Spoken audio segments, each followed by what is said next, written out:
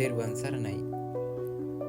පුංචිම බණ කතාවකින් ජීවිතයට ලොකු පාඩමක් දෙන තණ්හාව නිසා ජීවිතයට හානි වෙන ආකාරය පිළිබඳව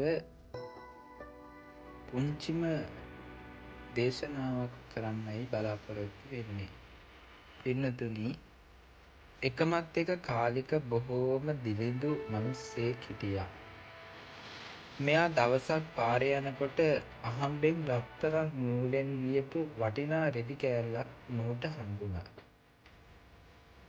මේක විකුණලා සල්ලි ගන්න හිතපු ඔහු තව ටිකක් මේක දිග වුණා නම් ඊටත් වඩා ගොඩක් සල්ලි ගන්න තිබුණා කියලා මොහු කල්පනා කරලා නැවත හිතන්න ගත්තා. ඔහු ගෙදර ගිහින් රෙද්දි කෙළවරකින් නූලක් ඇදලා බැලුවා. පුදුමයකි.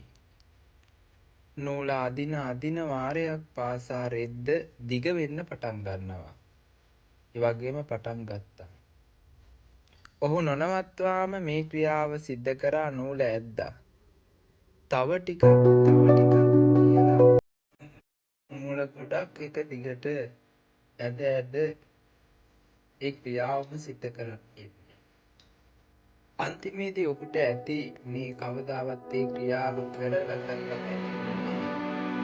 අන්තිමේදී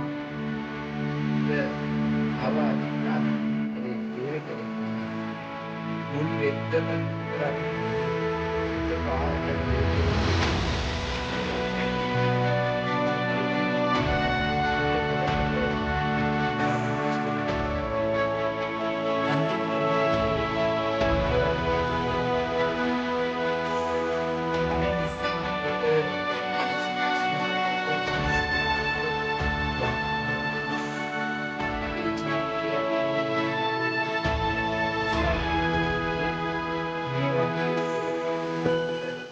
අපිට ලැබෙන දේ සතුට වෙන්න දන්නේ නැතුව තව ඕන කියලා අසීමිත තස්නා කරන්න ගියොත් අන්තිමට අපිට තියෙන දේත් අහිමි වෙලා දුක විතරක් ඉතිරි වෙන්න පුළුවන්. ලැබෙන දෙයින් සතුටු වීම, ලද පමණින් සතුටු වීම, ලද දෙයින්ම සතුටු වීම සැපත. තෙරුවන් සරණයි.